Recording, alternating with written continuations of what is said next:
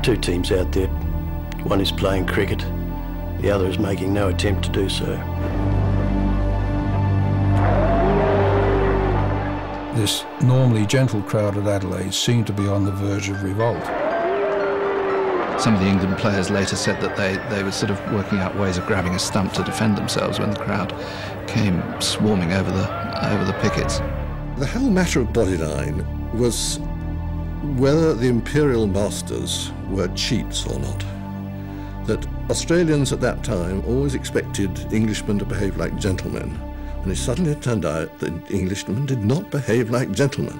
Larwood is faster today than ever, and this slow-motion study reveals his action very clearly and bowls to a leg trap to which Bradman falls a victim when he has only scored 8.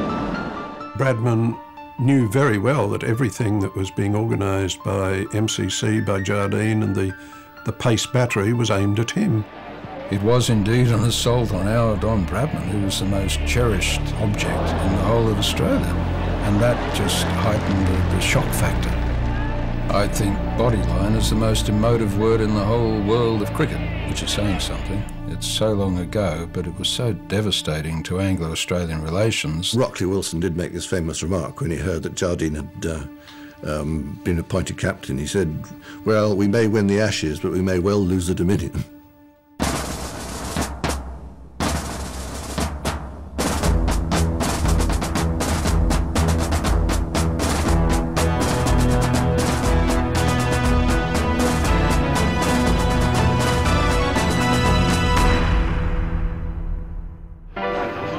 The year is 1930.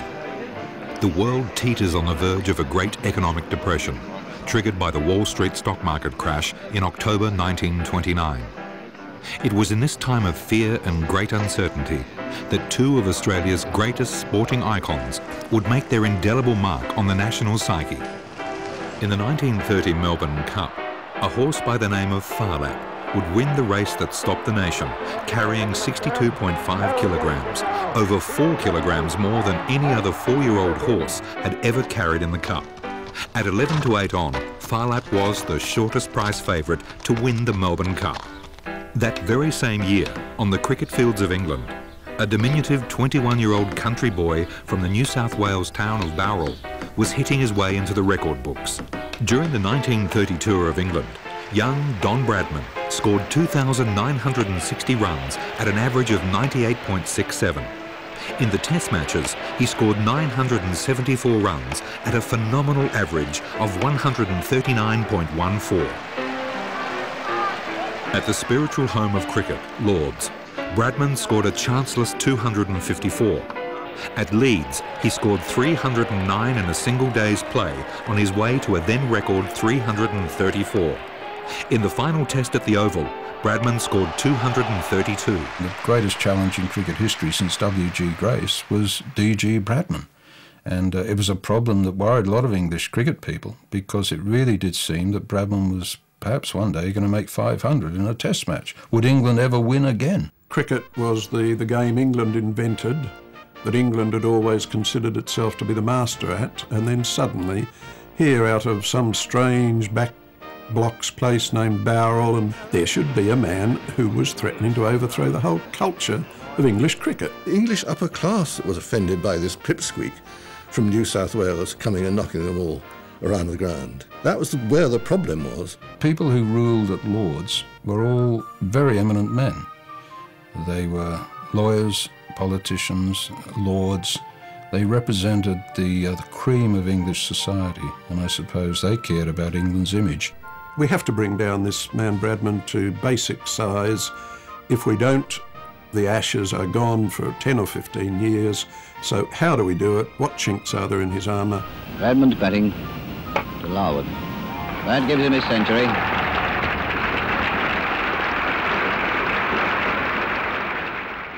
The man that the MCC charged with the responsibility of taming the Bradman Colossus and restoring the prestige of English cricket was Douglas Robert Jardine. A definition of cricket which has always struck me as being the only worthy definition of cricket.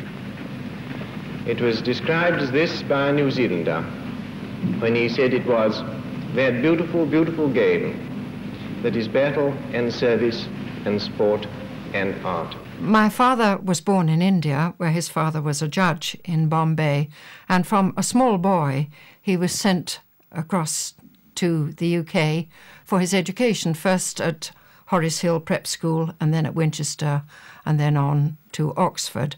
And in all that time he only would get back to India to his parents once a year in the long summer holidays. Winchester College was founded in 1382 by the then Bishop of Winchester, who came from a town, a village nearby called Wickham, and was known as William of Wickham. They decided at some stage, when old boys of schools were accorded names, that Wickhamist was what a boy from Winchester College should be called.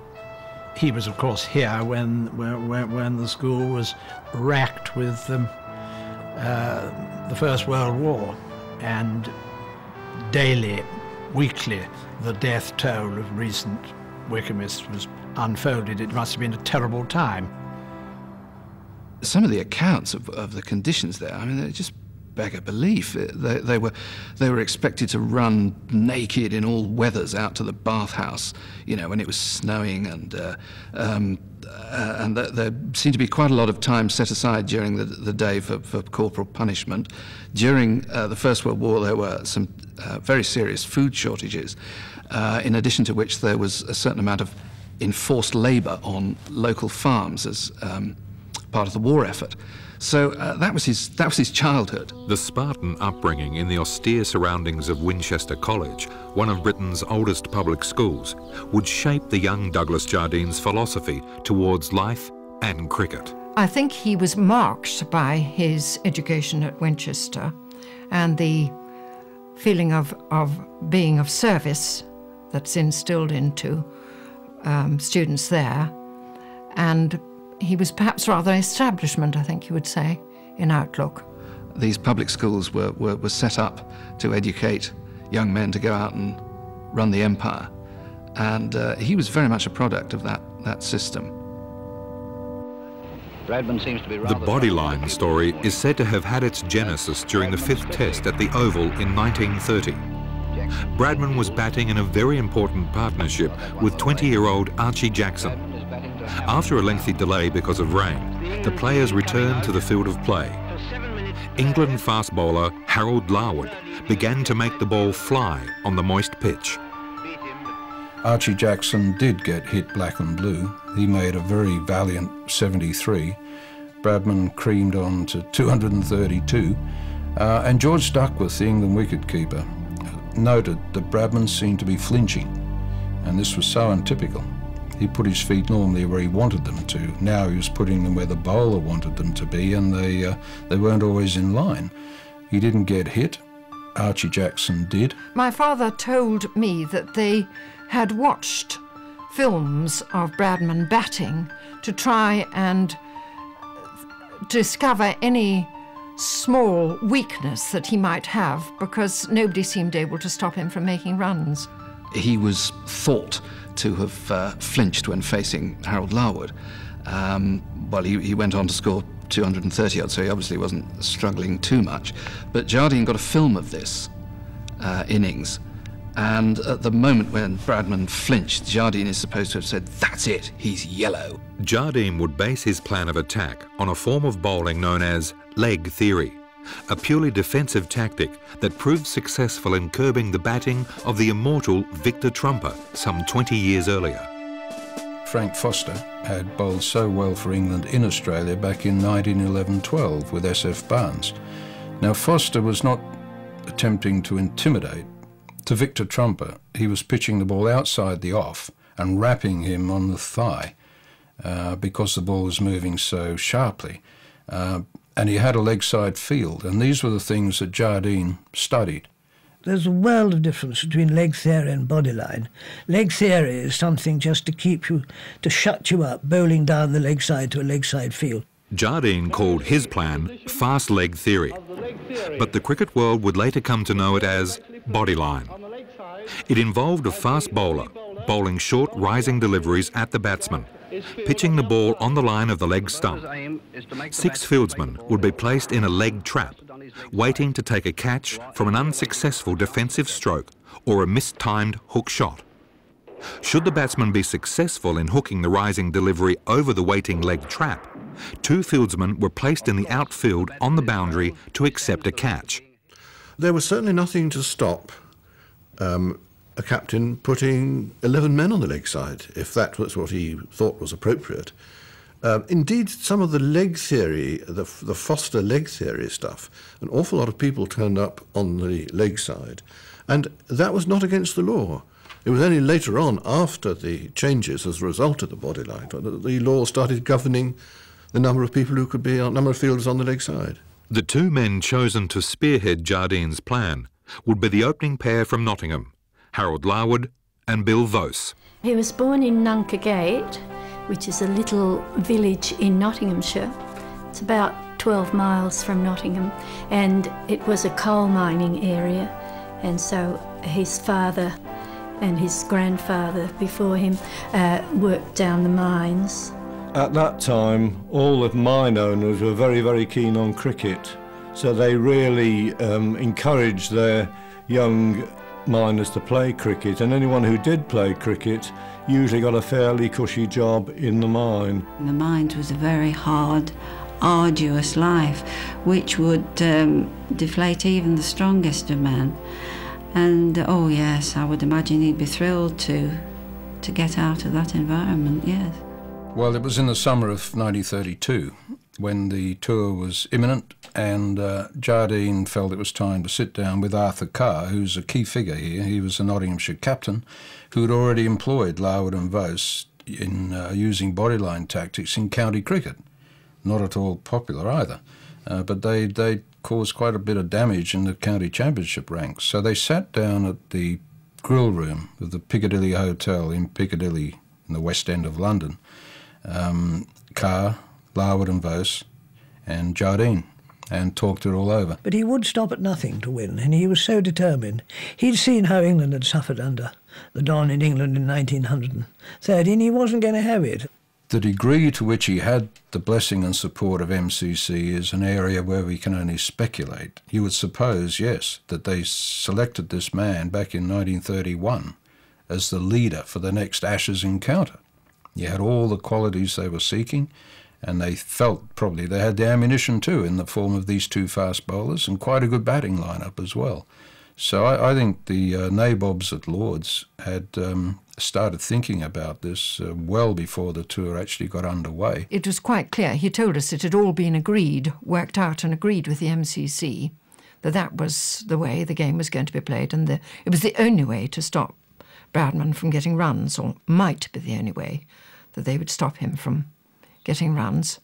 So I think he kept to what had been agreed and got all the blame probably for it. First whistle has just gone. We've had a wonderful send-off at St Pancras and all the way down the line. When we get to Australia, we shan't forget the good wishes of those who've been kind enough to come and see us off. And we hope that he will do as they hope we will do and return with the Ashes. Rockley Wilson, a much loved and respected Don, as we call them here, for many years, who played cricket for England, was the master in charge of cricket in Jardine's time. He was asked by someone of his view on Jardine's appointment as captain of England, to which he replied, "We may win the Ashes, but we might lose a Dominion." Gubby Allen said that Jardine would say, "We have to hate them. That's the only way we're going to beat them." And Gubby Allen thought, well, that's, do we really need to, I mean, we want to win, sure, but... And there was this kind of intensity. On the way out, on the Orontes, he summoned his team, and he announced that Don Bradman, from here on in, will not be called Don Bradman, or Bradman.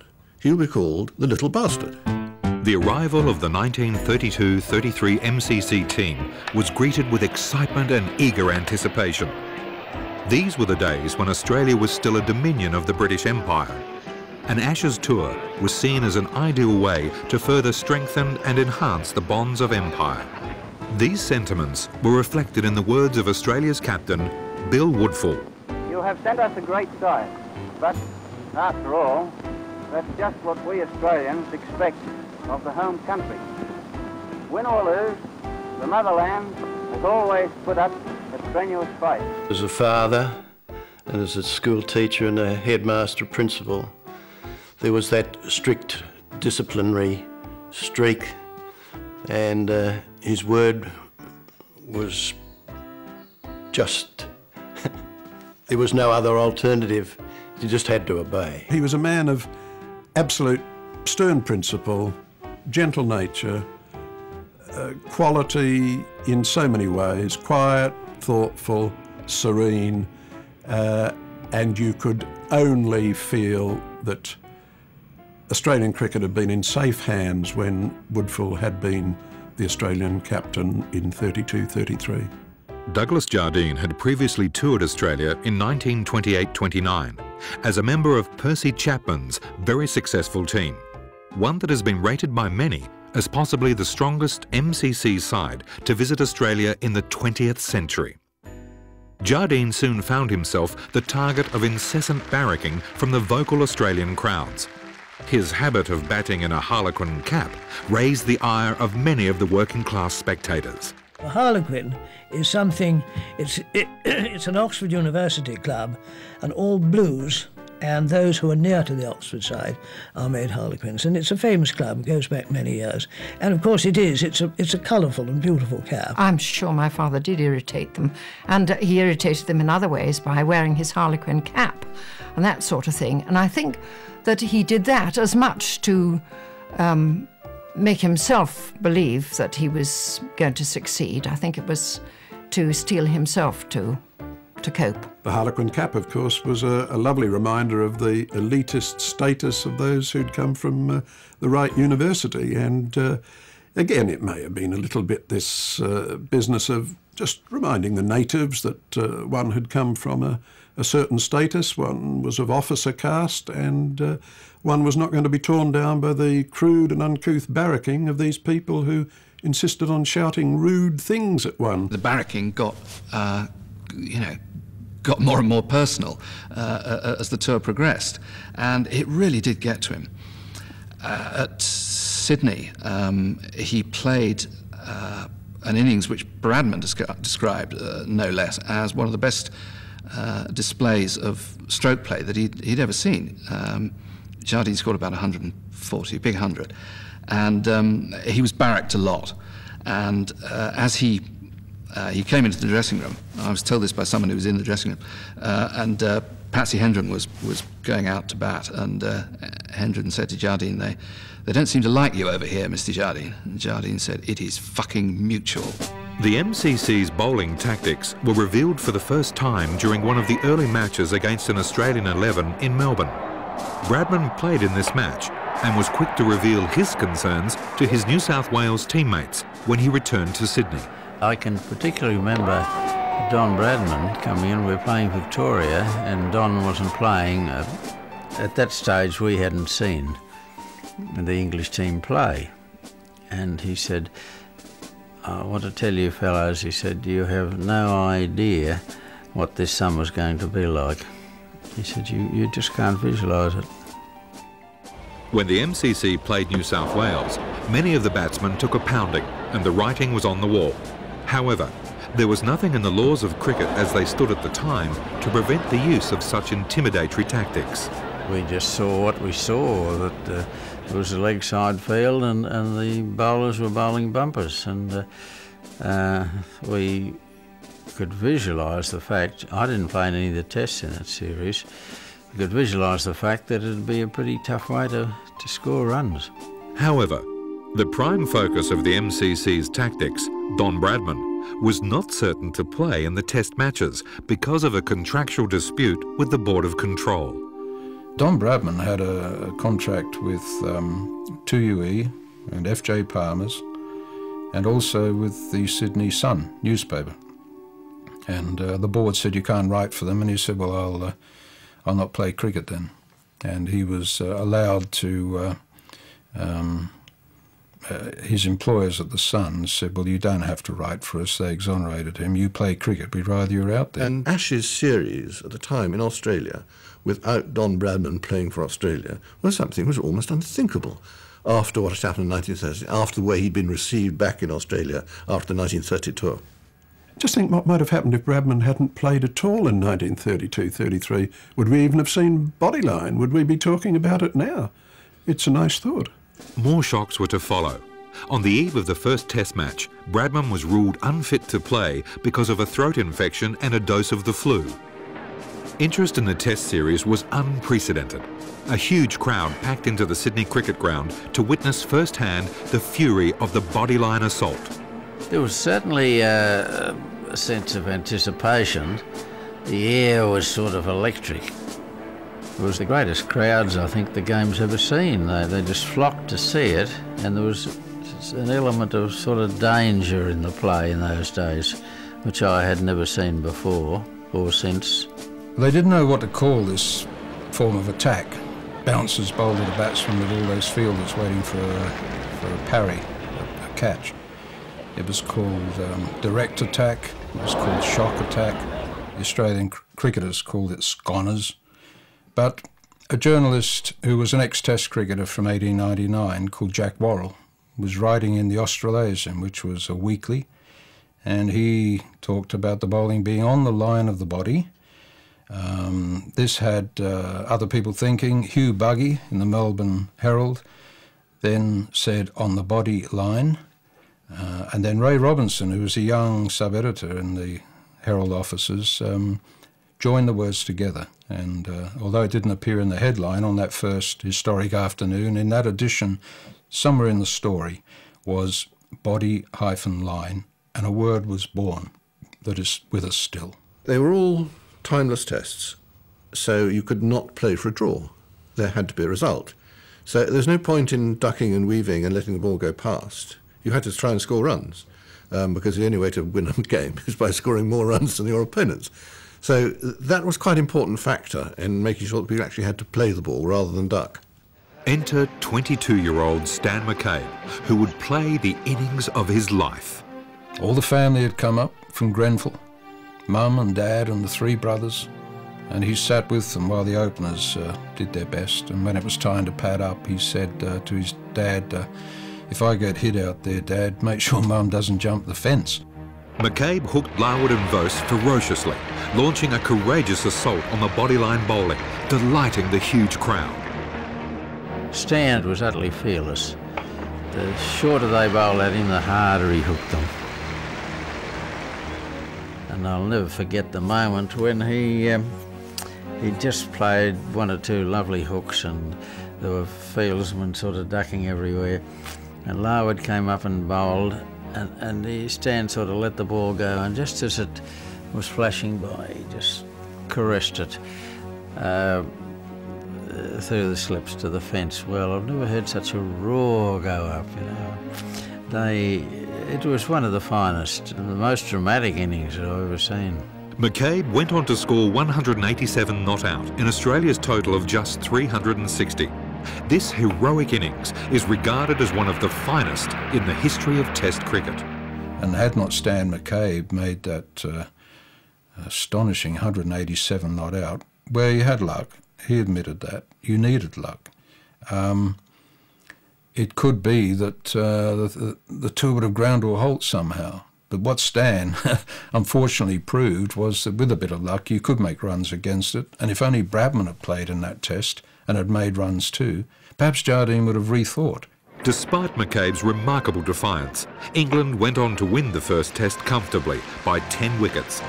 Much discussion now centred on whether Australia would retaliate and give the MCC batsmen a barrage of bouncers with a leg side field in place. I can't see Bill Woodfull ever, as he would have considered, I'm sure, stooping to using retaliatory tactics by trying the lesser Australian bowlers as an Australian version of bodyline bowlers.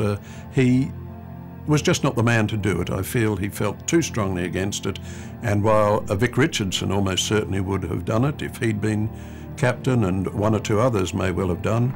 But here was Victor Richardson wanting retaliation, and one of the few things that he said to me about Bodyline and about cricket was, don't believe that rubbish that they say that Australia didn't have the fast bowlers to hand it back. He said, we had the fast bowlers to give them back Bodyline.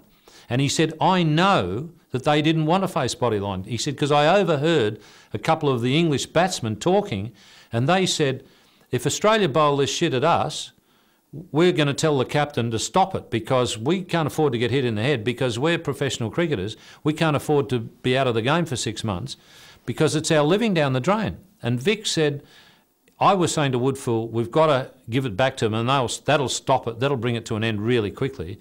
But he said Woodfull was too much of a gentleman, and he believed that it wasn't the right thing, and so it didn't happen. Had Vic Richardson been in charge, I think that Australia would have retaliated, and it may have stopped it, and it may also have made it an even uglier series if that were possible, and it could have rent Australia and England apart for who knows how many years. That was probably Dad's greatest contribution to the game of cricket. One would wonder really just where Test cricket would have finished if there'd been retaliation by the Australians. Bradman returned for the second Test in Melbourne. A then record crowd of 64,000 packed into the MCG to welcome back their prodigal son. He was cheered all the way to the wicket. A sports star like Bradman in the time of depression was the man who was going to lead us into a promised land of, if not prosperity, at least success over England. So you can imagine that enormous cauldron of the MCG, which is still the most thrilling centrepiece for sporting drama, how that must have been set for battle on that day. So he took strike, and Bill Bowes, the big bespectacled Yorkshireman, is at the end of his not unduly long run, and he wanted to bowl, but the cheering went on and on. So to pass the time, Bill Bowes just moved a fielder around on the square leg fence. Don Bradman noticed this and probably felt, well, there's bound to be a bouncer.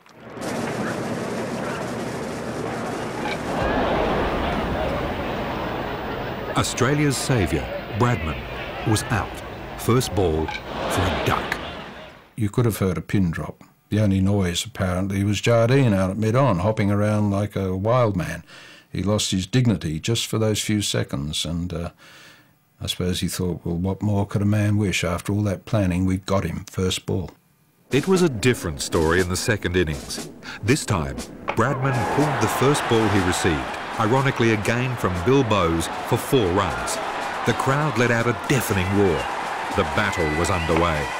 Bradman attacked the bowling at every opportunity. Every run was cheered. His much-anticipated century was greeted with volcanic applause.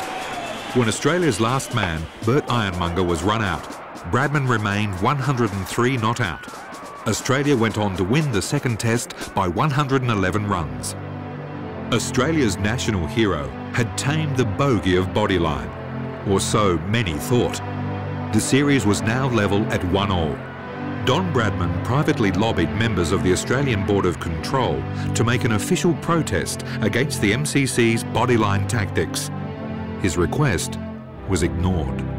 Presumably that second innings in Melbourne did make people feel all's well, the Don is in his heaven, and we're okay. The man has shown us that Bodyline can be played. He's got a century.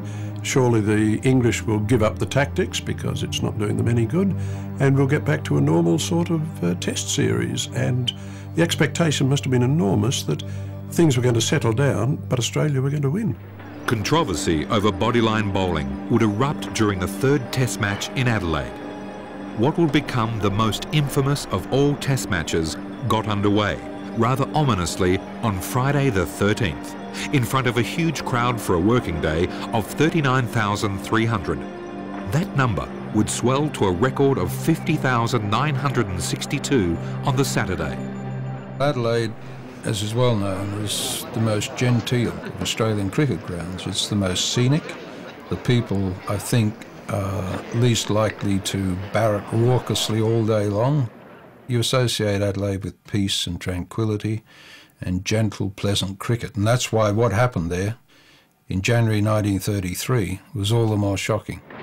Woodhull prefers to stand his ground and duck under the flying ball, which, by the way, is travelling at 90 miles an hour.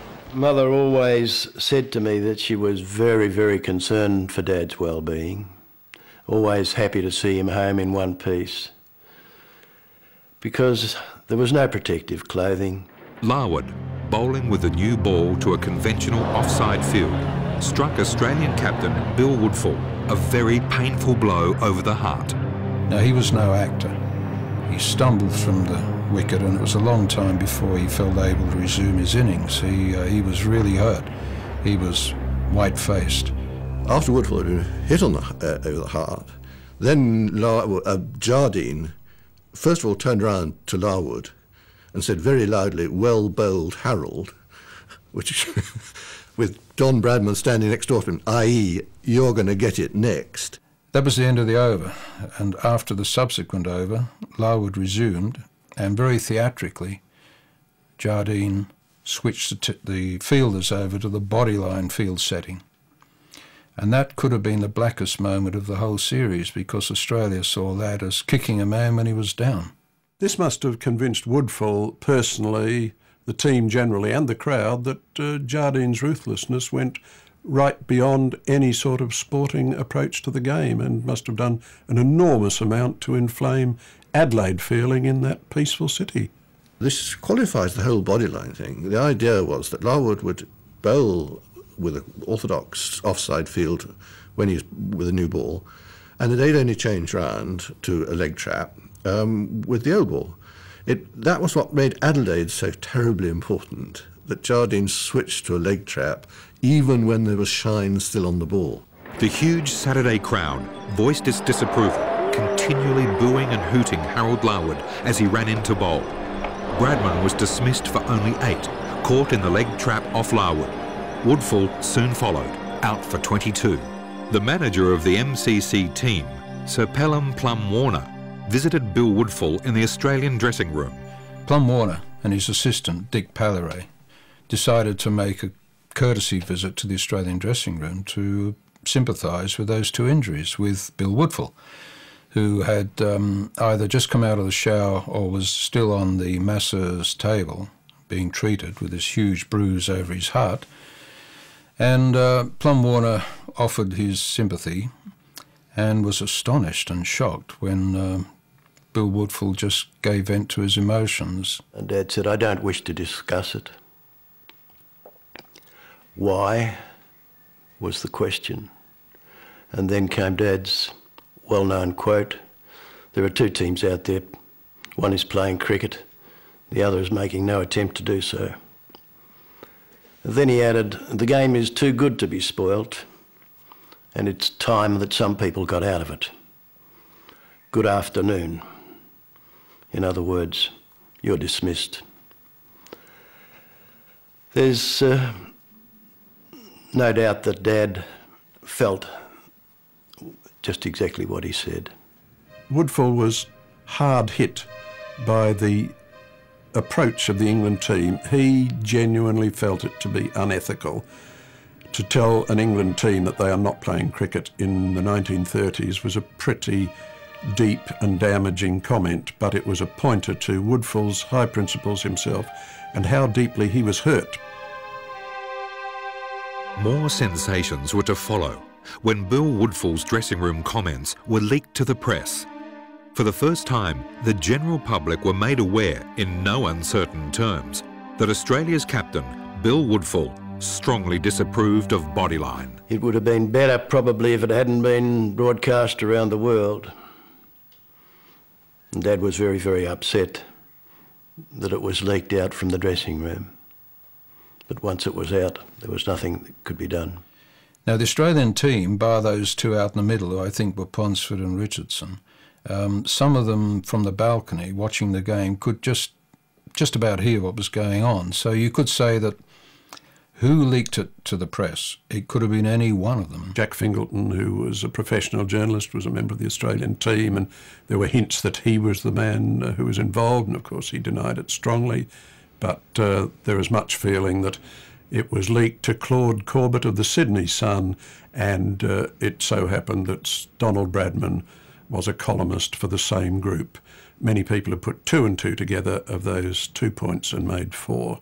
Fingleton accused Bradman. Bradman implied that it had to be Jack Fingleton, and it was a very unfortunate business in that 2 estimable men didn't speak for years. Jack Fingleton's book, The Cricket Crisis, is well worth a good read for any that could get their hands on it.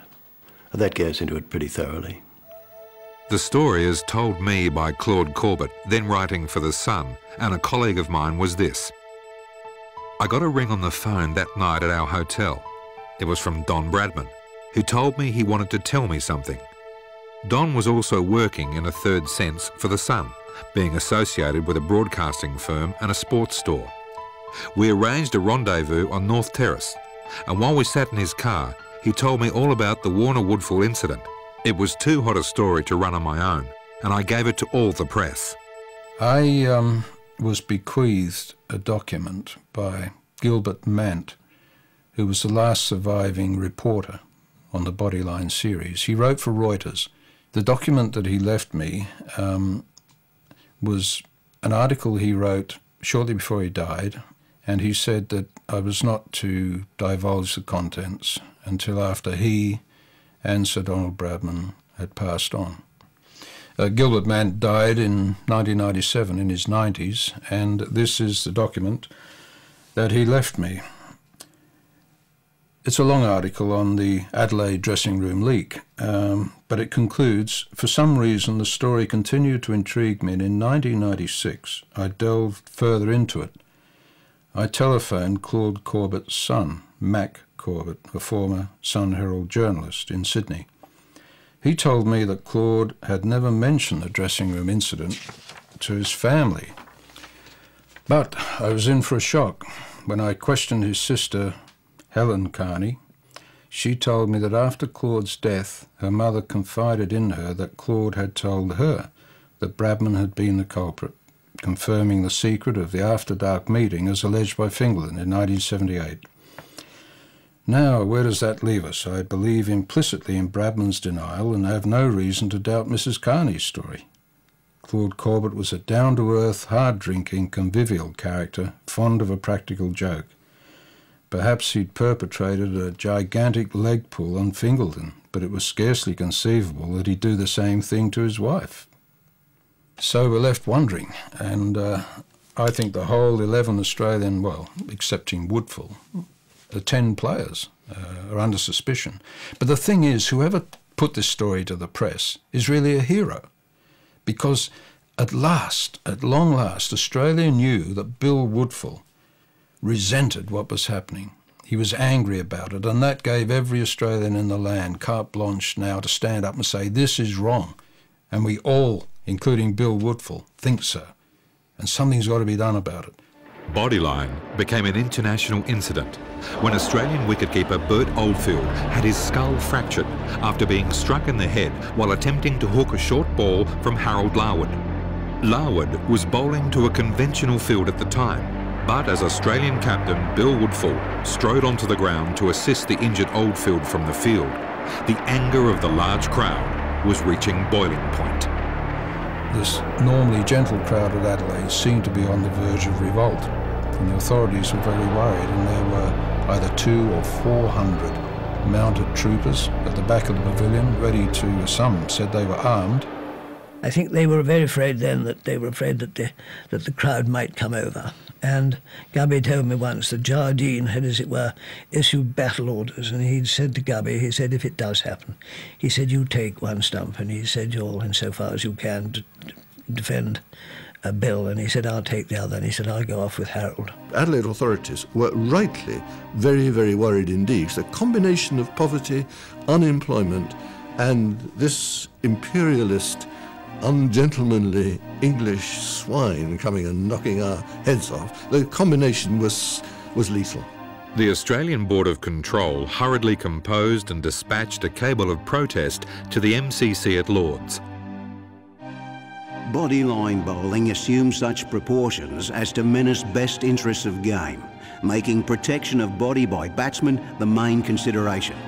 causing intensely bitter feelings between players as well as injury.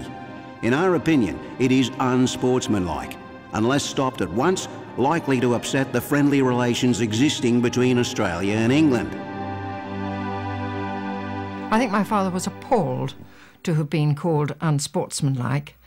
From his point of view, he was carrying out instructions that had been agreed with the MCC before they had set out on the tour. To accuse an English gentleman, an MCC committee man, a man wearing the bacon and eggs tie of being unsporting, or any team under his name. And don't forget, in those days, of course, the touring team was MCC. It was sent out by the Marylebone Cricket Club. Then to say that they considered the behaviour was unsportsmanlike, to say that to Lord Lewisham, Viscount Hailsham, the Lord Chancellor, the Lord Mayor of London and others, it had to be scraped off the wall. And so no wonder these people thought, these colonials can't call us unsportsmanlike. The MCC cabled their response. We at the Marylebone Cricket Club deplore your cable. We deprecate your opinion that there has been unsportsmanlike play. We have the fullest confidence in captain, team and managers, and are convinced that they would do nothing to infringe either the laws of cricket or the spirit of the game. We have no evidence that our confidence is misplaced. We hope the situation is not now as serious as your cable appears to indicate. But if it is such as to jeopardise the good relations between England and Australian cricketers, and you consider it desirable to cancel remainder of programme, we would consent, but with great reluctance.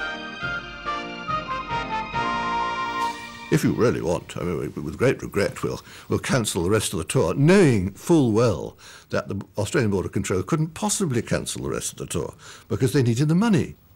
Englishmen far away in the comfort of their lounge rooms and in their committee rooms, they had no idea what was going on. It's not like today where we're seeing full-colour, live, slow-motion coverage of games thousands of miles away. They had to rely on letters and cables, and they knew that Lau would bowl bouncers and he bowled fast. Were the Australians squealing? Couldn't they take it?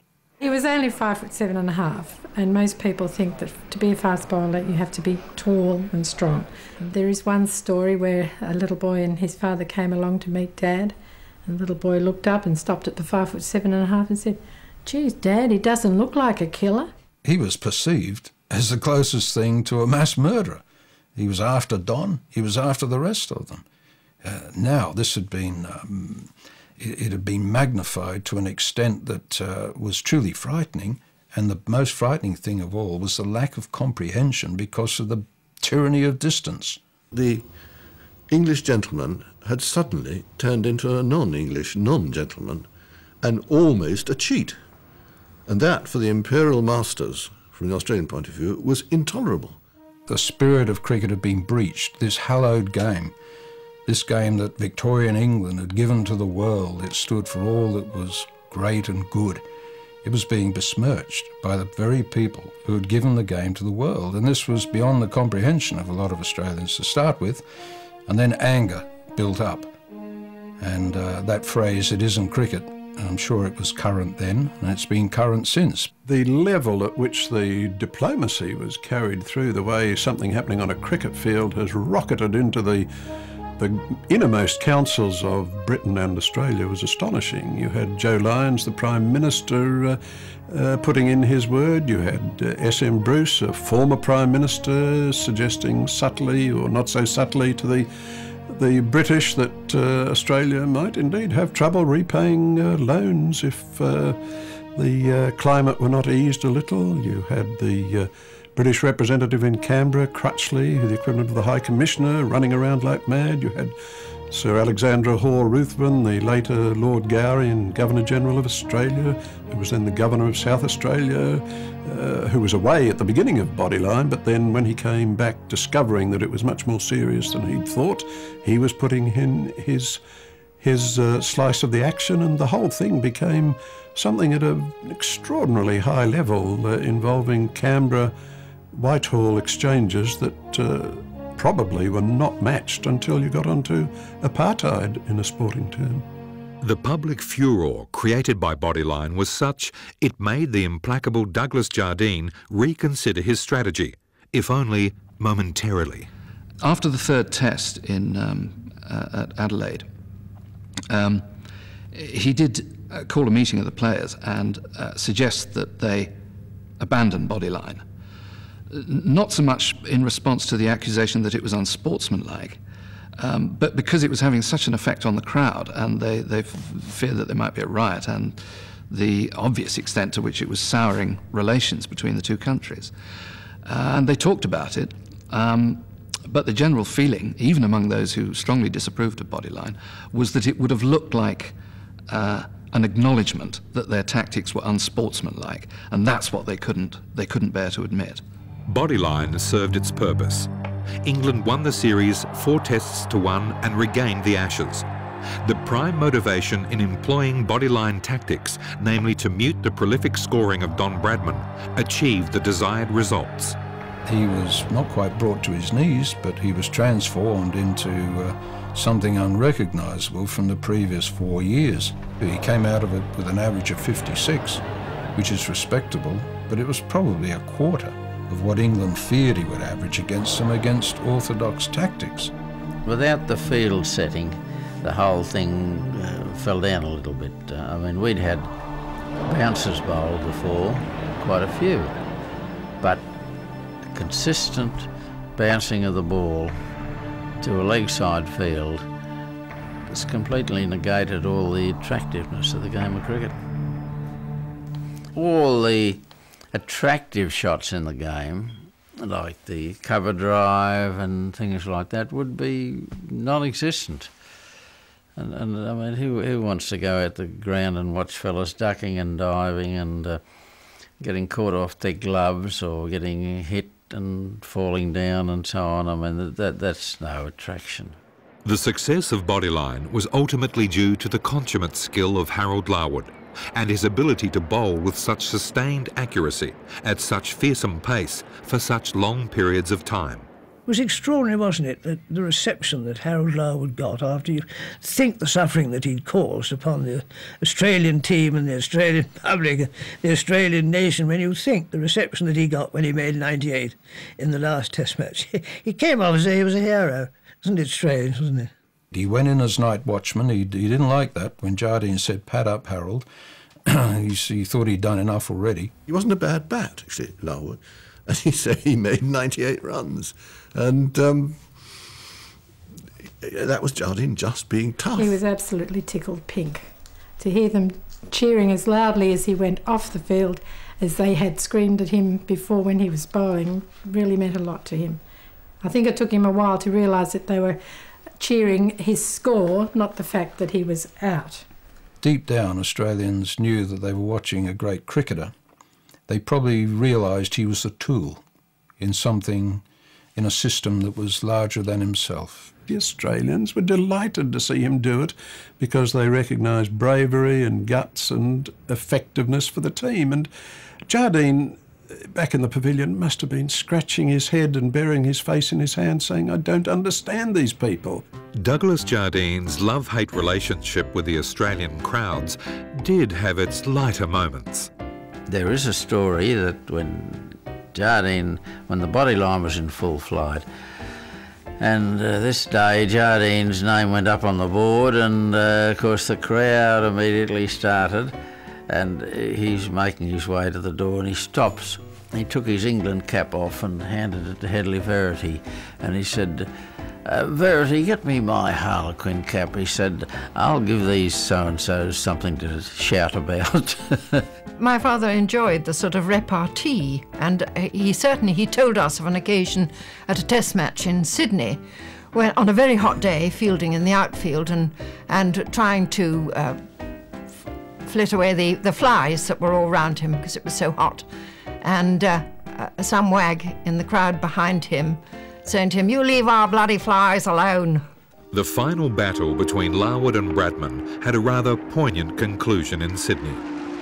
Larwood bowled his heart out the whole tour on hard Australian wickets, you know, something that he really wasn't used to. And any fast bowler will come down with a great crash on those wickets, particularly somebody bowling at Larwood's pace. And he broke a bone in the middle of an over. But Jardine said, "You finished the over."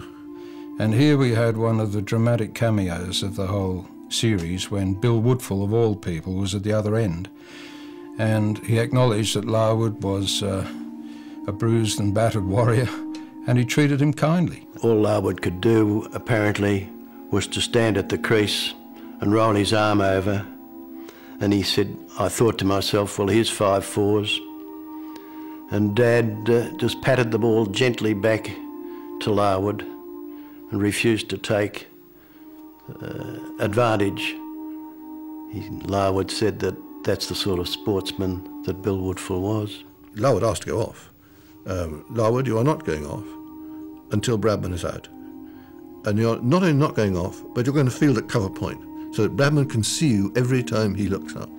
Fortunately for Harold Larwood, Don Bradman was dismissed shortly afterwards, and the pair of them then walked off. Jardine said, "You can go now, Harold."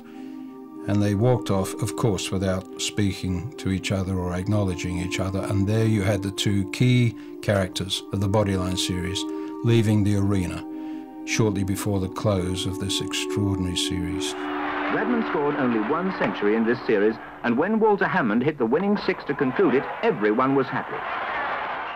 England's first captain after the last war, when we went to Australia in 46-47, was Wally Hammond, who'd been, of course, to Australia in 32-33, making his 4th tour to Australia he was. And he was asked on the eve of departure about Bodyline whether there'd be anything of that sort again, and he said, on no account will there be anything like Bodyline. He said Bodyline was bad for the game. He said, I didn't approve of it. And he said, really, he said, when I look back, I'm quite surprised nobody was killed. MCC didn't hurry to amend the law concerning intimidation. And even when Australia agreed to tour in 1934, they had nothing actually convincing in writing that there would be no, it was only the word of English cricket that there would be no further Bodyline. Australia's 1934 tour of England was very much about the restoration of friendly relations between the two countries. Bill Woodfull succeeded in regaining the Ashes for Australia and then announced his retirement from cricket at the conclusion of the tour. Australia won the series 2 tests to 1 against an England team that did not include either Harold Larwood, Bill Vose or Douglas Jardine. Jardine knew that the tide had turned against him, really, and resigned before it became an issue. Sent a note to the MCC saying that he had neither the time nor the inclination to play against Australia in 1934, and he reported the series from the press box. My father did feel abandoned by the MCC, who had agreed that these would be the tactics for the Bodyline tour, and then left him to take the blame. The MCC were determined not to lose face. And to this day, they've neither apologised nor really come clean on what happened then. And what happened was that they were compelled, slowly and at their own pace, to write into the laws of the game that thou shalt not do that. You cannot bowl bouncers at a man's skull with all those close fielders there. The MCC lost face in a sense, I suppose, but of course the argument is quite simple here, that they used poor old Jardine and even more poor old Larwood as the scapegoats. I mean, he was out here bowling his heart out for his country and his captain, and he received these wonderfully congratulatory telegrams from the MCC saying, well bowled, Notts, well bowled, Larwood. They tried to make Larwood apologise. That was the first thing they did. And Larwood was required by the Nottinghamshire authorities, at the instance of the MCC, to write a letter. And they drafted a letter for Larwood to sign. 1 minute they're congratulating him, and the next minute they're asking him to apologise for doing what he did. I don't think he ever got over that hurt. I think he hurt inside.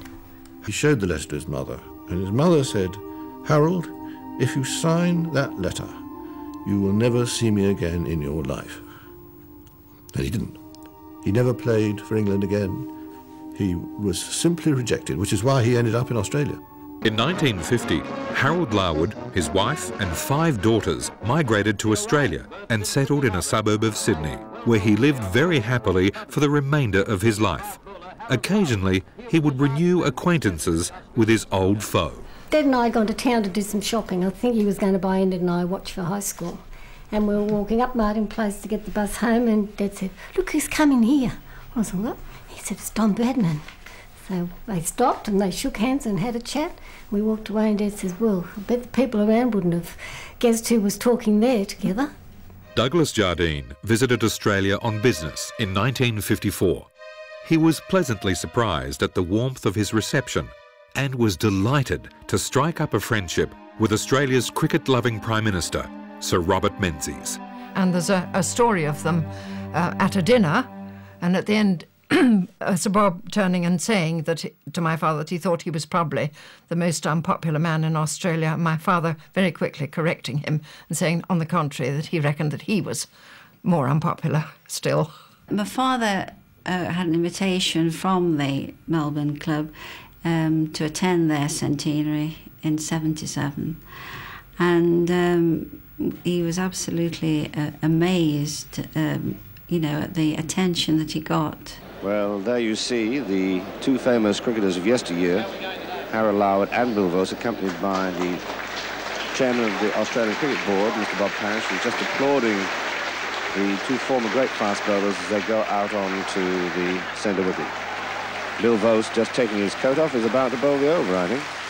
When he went down to the ground, apparently his name was in huge gilt letters, and they asked him to step onto the ground, and they said that there was a deafening roar went up, and he couldn't believe it. He didn't think anybody would remember him, but he certainly did get a marvellous reception when he went out there in '77.